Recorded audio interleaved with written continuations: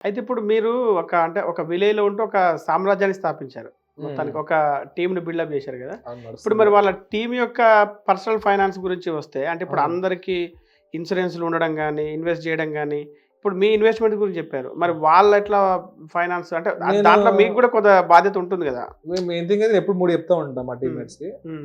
First health insurance తీసుకోవాలి. హ్మ్. Term insurance తీసుకోండి. హుహు. ఇంకేమన్నా మీరేమన్నా ఇన్వెస్ట్‌మెంట్లు చేస్తారా అనుకుంటే బెటర్ మ్యూచువల్ ఫండ్స్ లాంటివి మాకు అడ్వైజర్స్ అది ఉన్నారు కాబట్టి వాళ్ళ సజెషన్ తీసుకుంటే పెట్టండి అని చెప్పి చెప్తా. నేను ఓకే. దాదాపు మా దగ్గరుండి మనోళ్ళందరికి హెల్త్ ఇన్సూరెన్స్ అయితే ఏపిచ్చిన. ఓకే. ఆ! టర్మ్ ఇన్సూరెన్స్ కూడా వాళ్ళ సజెస్ట్ ఇండివిడ్యువల్ వాళ్ళ ఫ్యామిలీకి. ఇండివిడ్యువల్ అంటే వాళ్ళ వాళ్ళ ఇండివిడ్యువల్‌కి వాళ్ళ ఫ్యామిలీకి ఫ్యామిలీ. హ్మ్. ఫ్యామిలీ కొంతమంది చేసుకున్నారు. కొంతమంది వాళ్ళు ఇచ్చి వాళ్ళు కట్టుకున్నారు. ఆహా! అండ్ టర్మ్ ఇన్సూరెన్స్ అయితే నేను కొంతమంది మోటివేట్ చేశానే రాజు తీసుకున్నాడు. హ్మ్. అనిల్ తీసుకున్నారు. శివ వీళ్ళు తీసుకున్నారు. ఇంకోళ్ళు కూడా తీసుకుంటారు. అంటే ఇప్పుడే తెలుస్తుంది ఇగ. ఓకే. చెప్తా ఉంటే మీరు ఫస్ట్ టైమే టర్మ్ ఇన్సూరెన్స్ అంటే ట్రెడిషనల్‌గా విలేజ్‌లో ఉండి ఇన్సూరెన్స్ ఏజెంట్లు అందరూ రెగ్యులర్ రొటీన్ ప్లాన్స్‌కి చెప్పి హ్మ్. హ్మ్. మనీ రిటర్న్ రావు అనుకుంటే టర్మ్ రా ఇన్సూరెన్స్‌కి చాలా కొంతమంది అవసరం అన్నట్టు చూస్తున్నారు. హ్మ్. హ్మ్. బట్ ఇప్పుడు అర్థమైతుంది. ఓకే. సో నేనేం చెప్తా అంటే మనలో టర్మ్ ఇన్సూరెన్స్ తీసుకోండి. ఇంకేమన్నా మనీ మిగులుతున్నాయి అనుకుంటే బెటర్ మ్యూచువల్ ఫండ్స్ అన్న పెట్టుర్రి. లేకపోతే మీరేమన్నా వాళ్ళేమన్నా ల్యాండ్స్ తీసుకుందాం అనుకున్నా ఆహ్, గంగవ్వ ఎక్కువ రియల్ ఎస్టేట్‌లో పెట్టేస్తదామె. హ్మ్. ఒక అంటే పొలాలా?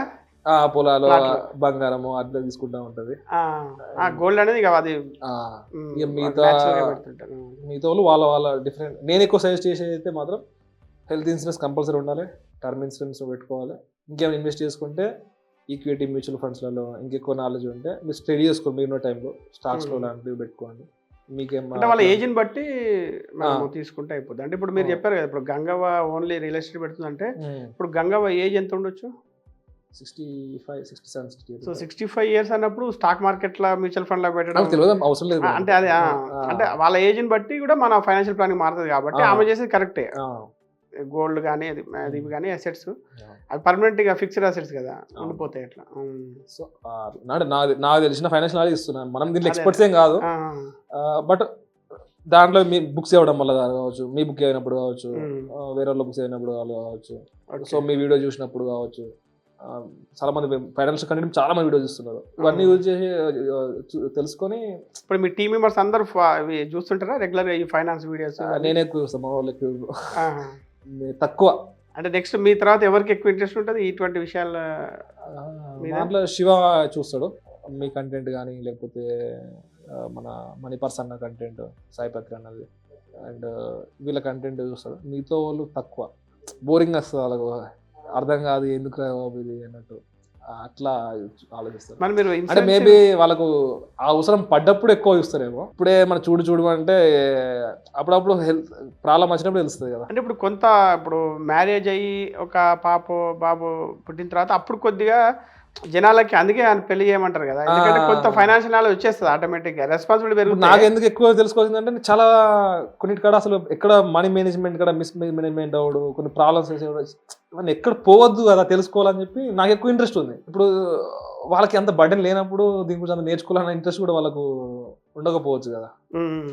సో, ఎప్పుడైతే వాళ్ళు కొంచెం సీరియస్‌నెస్ వచ్చి వాళ్ళకేమన్నా చూసుకోవాల్సొస్తదో అప్పుడు కొంచెం వాళ్ళు స్టార్ట్ చేస్తారిగ. అట్లా. మరి ఇది ఆన్‌లైన్‌లో తీసుకుంటున్నారా ఎట్లా ఇన్సూరెన్స్? టర్మ్ ఇన్సూరెన్స్ గాని, హెల్త్ ఇన్సూరెన్స్? హెచ్‌డీఎఫ్‌సీ దాంట్లోనేమో టర్మ్ ఇన్సూరెన్స్ తీసుకున్నాం. అంటే హుహు. తెలిసిన వాళ్ళు ఉండే. హ్మ్. సో, వాళ్ళ ద్వారా తీసుకున్నా. హుహుహు. నేను యాక్సిస్ బ్యాంక్‌కెళ్ళినప్పుడు వాళ్ళు టాటా ఒకటి హెల్త్ ఇన్సూరెన్స్ సజెస్ట్ చేసిండే. హుహుహు. సో, నేను సో, అది తీసేసుకున్నాను. ఒకటి హ్మ్. బ్యాంక్ ద్వారా, ఒకటి పర్సనల్ చెప్పినప్పుడు తీసేసుకున్నానన్నమాట అట్లా. హ్మ్. మామూలుగా ఆన్‌లైన్‌లో గూడా ఉంది.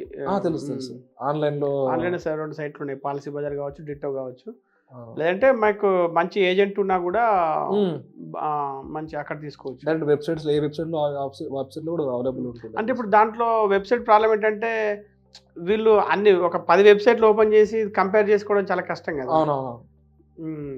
ఒక దాంట్లో ఉంటే బెటర్. ఒకటే ప్లాట్‌ఫార్మ్ ఉంటే బెస్ట్ గదా! అవునవును. ఆహ్, మళ్ళా మా టీమ్‌మేట్స్ కూడా అందరూ ఎక్కువ స్టార్ హెల్త్‌లో తీసుకున్నారు. అక్కడ విలేజ్‌లో ఎక్కువ నెట్‌వర్క్ ఉన్న హాస్పిటల్స్ అవి ఉన్నాయి కాబట్టి ఆహా! ఓకే. ఓకే. అది తీసుకున్నామంటే మేము అదే ఇప్పించుండే అందరికి. ఆహా! అక్కడ ఓకే. ఓకే. ఏజెంట్ ఉండే. సో, ఆ హ్మ్. ఏజెంట్‌తోని తీసేసుకున్నామన్నమాట.